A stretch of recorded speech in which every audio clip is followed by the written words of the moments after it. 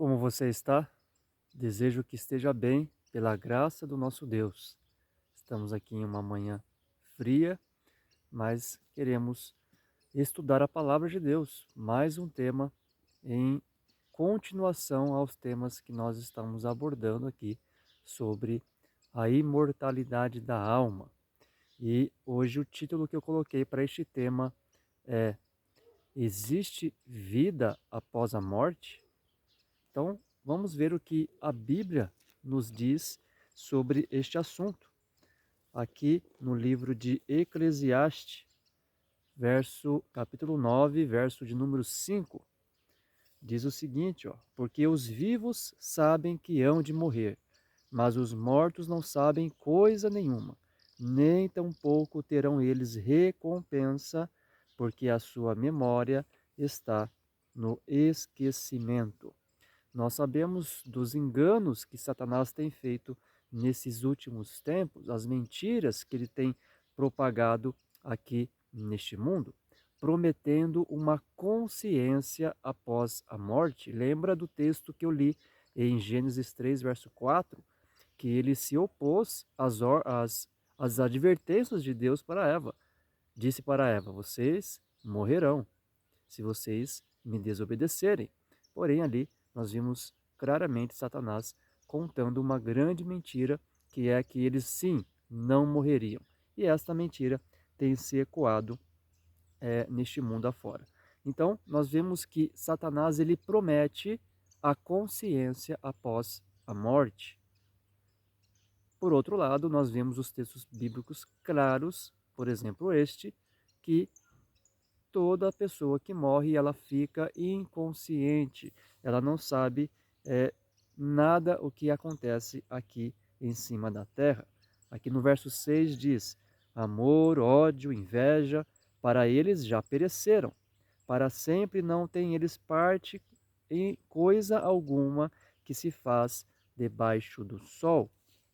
Por outro lado, Deus nos promete sim a recompensa em duas situações: ou em sua volta para os fiéis na primeira ressurreição, ou para os ímpios, os infiéis, na segunda ressurreição. Logicamente, na volta de Cristo, na primeira ressurreição, vida eterna. Na segunda ressurreição, morte eterna, conforme já nós estudamos aqui. Mas para nós confirmarmos realmente essas verdades, aqui na Bíblia, em Mateus 16, verso de número 27, diz: porque o Filho do Homem, quem é o Filho do Homem? Jesus, né? Há de vir na glória de seu Pai com os anjos e então retribuirá cada um conforme as suas obras. Aqui em Apocalipse 20, verso de número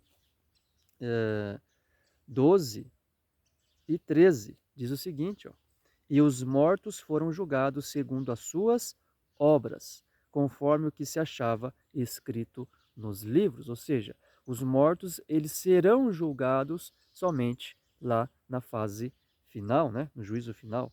E foram julgados um por um, segundo as suas obras. E em 22 de Apocalipse, verso de número 12, diz ainda, ó: eis que venho sem demora, e comigo está o galardão. O que é galardão? É um presente, uma recompensa, né?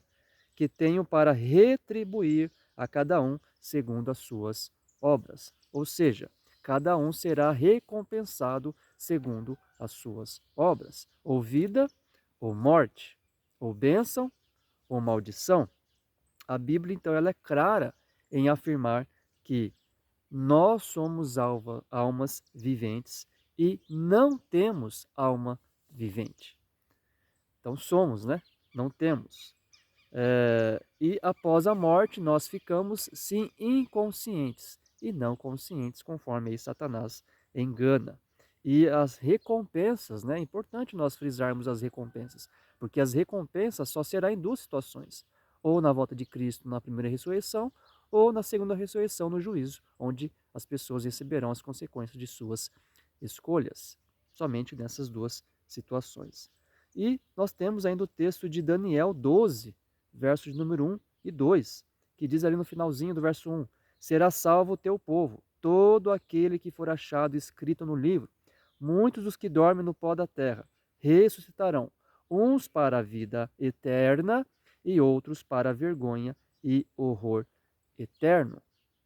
Então vemos aí que realmente a recompensa se dará somente nessas duas situações.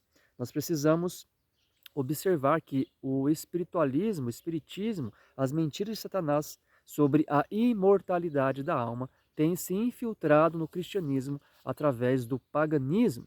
E eu posso aqui trazer, no decorrer da história, pelo menos dois exemplos aqui. No século XIX, nós temos ali as irmãs Fox.